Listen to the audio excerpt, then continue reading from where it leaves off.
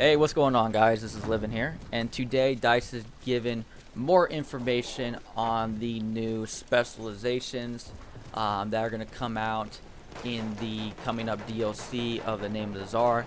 If you haven't heard by now, DICE has released about a week ago specializations on the PC side of the CTE, and these are basically little extra perks that you can have for your class that you can unlock that will give you a different way of kind of playing the game. So for instance, with my assault class, if I unlock the Juggernaut perk, this is going to allow my gas mask, if it's on, to reduce explosive damage by 15%. So it's going to give us a little different way of playing the game, and definitely kind of going to keep kind of giving more of that replay value to the game, and definitely something I'm kind of looking forward to. I think this is going to be a pretty cool addition and something I'm definitely excited about.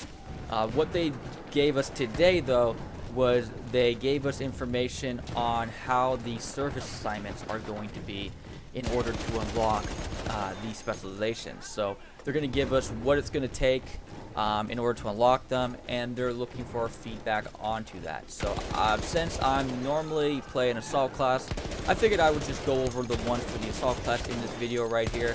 I will link, of course, both the specializations link to the Battlefield 1 CTE Reddit thread, and as well the one for the one they just gave us today. I'll link them down below, and you can go up there and check out your class and all the other perks if these things are new to you. You haven't heard about them yet. So definitely something you want to check in towards too, and give your opinion about if you find something that you catches your attention. So for here though, for the assault class, so if I was going to want to open up the Juggernaut, which I just mentioned before was going to give me a reduction of damage if I have my gas mask on, I'm going to have to perform 10 multi-kills.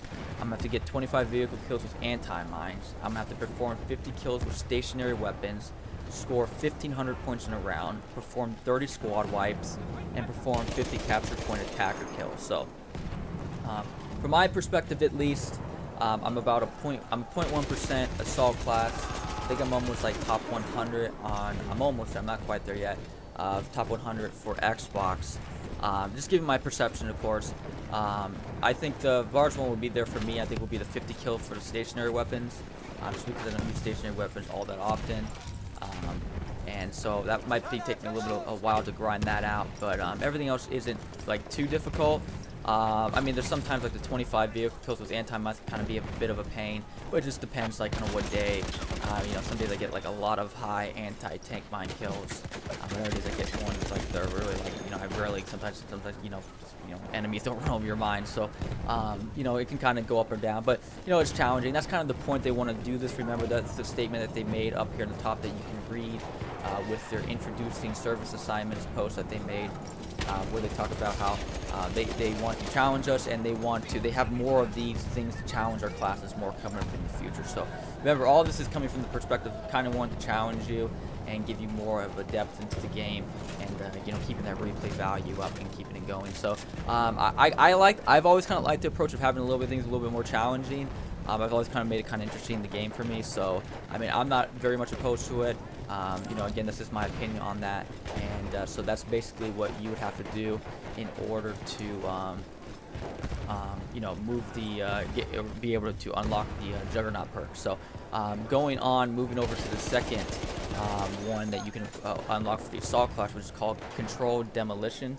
And this one is now that your TNT is now detonated sequentially. So what that means is, before, when you would detonate your TNT, if you would place your first stick down, and wherever your first TNT stick that you laid down, if you lay down all three of them, you would then press your you know, button to explode your dynamite, and it would blow up from the first one you laid down all the way to the last one that you laid down. So now with this perk, it won't explode them all at once. You would now have to explode them, each of them individually, and so that kind of gives you, you know, a different way of using that weapon there. So I found that kind of interesting, a way of doing that, and I'm already finding ideas in my head how I can use that to my advantage. So I think that's a pretty cool little perk there. It's interesting though, the way that they have to the way you have to unlock this, so because it begins to deviate a little bit more away from you using your assault class. So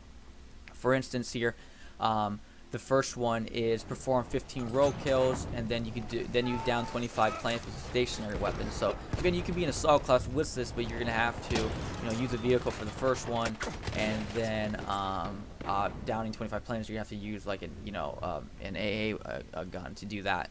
But then when it comes to after that, it says perform 35 kills with cavalry lance, perform 45 kills while using any tank, perform 50 kills while using any plane, and then perform 50 driver assist kills. So it really begins to deviate even more from that and begins to use things like cavalry classes, tanks, and planes, and then more being in vehicles again. So it completely deviates completely really from using the assault class at all there, which is kind of interesting approach. And for me personally, having plane and cavalry classes being my two weakest classes would probably be a huge grind for me. So definitely would be very difficult for me to unlock that perk.